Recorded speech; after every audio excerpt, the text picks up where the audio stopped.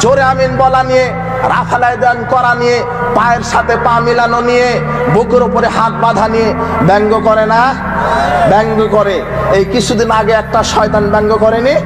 বলছে এরম এরম করে, রাফালায় দেন, এরম এরম হাত নাচায়, বলেনি? রাসূলের সুন্নাহকে নিয়ে ব্যঙ্গ করছে। আরে তাহেরি হুজুর শয়তান, শালা একেবারে মানুষই না, একেবারে টাটকা জানোয়ার, শালা মানুষই না একেবারে। রাসূল সাল্লাল্লাহু আলাইহি সাল্লামের যেখানে সুন্নাহ আছে, সেই সুন্নাহর বিরোধিতা করার সাহস তোমার কি করে হলো? আপনার কি করে হলো? দোয়া করছে আল্লাহ তাকে হেদায়েত দিক। তুমি কোরআন হাদিস বুঝো, আমরা নাকি হাত না চাই, আমরা নাকি লেডিস মুসল্লি। শয়তান বলেনি জাতির কাছে ক্ষমা চাও? আরে বুকের ওপর হাত বাঁধা সুন্নাত।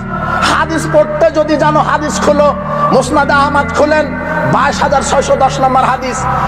হলোবাত তাইরাশিয়াল্লাহ বলছেন, রাআইতু রাসূলুল্লাহ সাল্লাল্লাহু আলাইহি ওয়াসাল্লাম, আমি রাসূল সাল্লাল্লাহু আলাইহি ওয়াসাল্লামকে দেখেছি, তিনি হাত বেঁধেছেন বাম হাতের কবজির উপরে, ডান হাতের কবজি আলা সদরিহি, বুকের উপরে।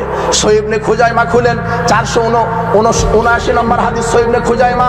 ওয়াইল বিন হুজর রাদিয়াল্লাহু আনহু বলছেন, সাল্লাইতু মা রাসূলিল্লাহ সাল্লাল্লাহু আলাইহি ওয়াসাল্লাম, আমি রাসূল সাল্লাল্লাহু আলাইহি ওয়াসাল্লামের সাথে সালাত আদায় করেছি। ফাওয়াজা ইয়াদাহুল ইমনা আলা ইয়াদিল ইসরা আলা সাদরিহি, রাসূল সাল্লাল্লাহু আলাইহি ওয়াসাল্লাম বাম হাতের উপরে, ডান হাত বুকের উপরে রেখেছেন। হাদিসগুলি চোখে পড়ে না? আরে পড়বে কি করে? তুমি তো ইহুদি খ্রিস্টানের মাযহাবের তরিকার পীরের কালো চশমা পরে আছো। তো এই জন্যই আপনাদেরকে বলেছি, যারা হলো কানা তেরা মুক্তি বোবা শয়তান। বলছিলাম কোরআন সুন্নাহ আপনি বুঝেন, ব্যঙ্গ করেছেন। ঈমান ভঙ্গের অনেক কারণ আছে। রাসূল সাল্লাল্লাহু আলাইহি সাল্লামের সুন্নাহ, রাসূল সাল্লাল্লাহু আলাইহি সাল্লামের নীতি আদর্শকে নিয়ে ব্যঙ্গ করাটা ঈমান ভঙ্গের কারণ। জোরে আমিন বলা নিয়ে ব্যঙ্গ করেছে। রাসূল সাল্লাল্লাহু আলাইহি সাল্লামের সুন্নাহ জোরে আমিন বলা নিয়ে রাফালায় দেন কোরআনে ব্যঙ্গ করেছে। আল্লাহ সুবহানাহু ওয়া তাআলা বলছেন, সূরা তাওবা 9 নম্বর সূরা 65-66 নম্বর আয়াত খুলেন।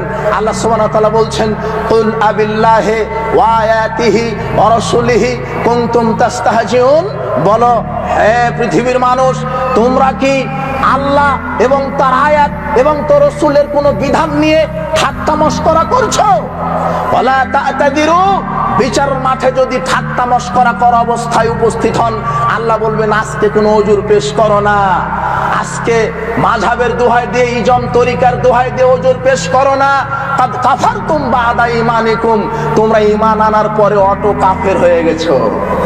রাসূলের সুন্নাহকে নিয়ে ব্যঙ্গ করলে আর মুমিন থাকা যায়? অত্র আয়াত প্রমাণ করে। জোরে আমিন। এটা কি সহ্য করা যায়? এটা কি সহ্য করার মতো কথা?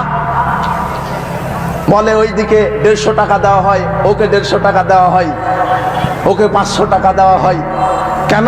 যাতে করে তোমরা জোরে আমিন বলবা। রাসূল সাল্লাল্লাহু আলাইহি ওয়াসাল্লাম বলছেন, ইদা আমানাল ইমাম ফামিনু, ইমাম যখন আমিন বলে তখন তোমরা আমিন বলো।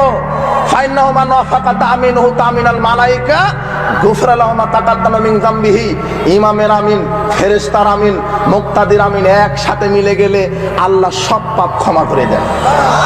হাদিস বুখারীর 780-82 হাদিস খোলেন। এই হাদিস চোখে পড়ে না, কানা